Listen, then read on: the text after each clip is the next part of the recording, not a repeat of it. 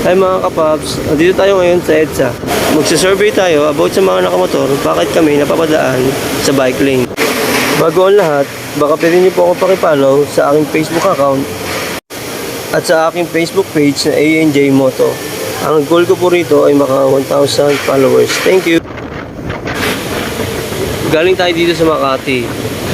Kaya naisip ko, total, ngayon na lang uli ako napadaan sa EDSA. Bakit hindi ako mag-survey about sa mga nagmumotor at napapadaan sa mga motorcycle lane? Tara, samahan nyo ako sa aking video. Tignan natin kung mapapadaan ba tayo o hindi.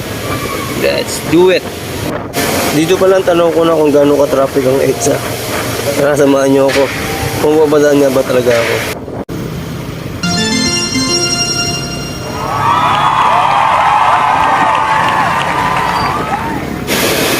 Hindi ko inaya. Napadaan talaga ako, tapasabay sa kanila. Halos lahat ng mga nakamotor dumadaan dito sa bike lane. Siguro 1:100. Isa lang yung loyal na dumadaan talaga sa gitna ng karsada dyan sa EDSA. Karamihan ng nakamotor nandito sa gilid. Kaya napaisip ako, bakit nga ba dumadaan kami rito sa bike lane? Pwede naman sa gitna.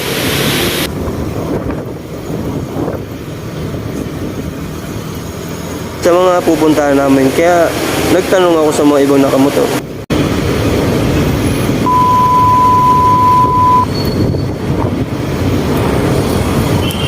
Pwede magtanong?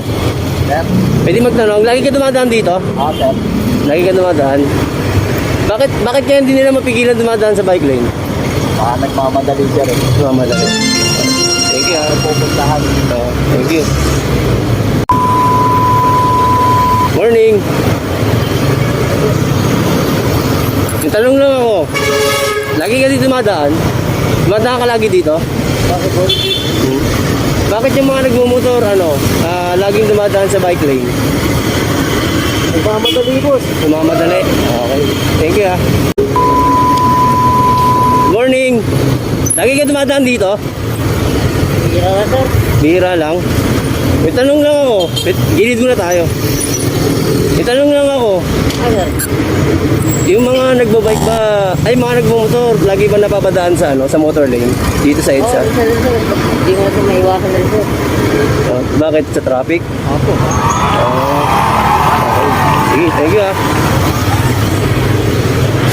Yun nga, nakausap natin yung ibang mga riders kung bakit napapadaan sa motor lane.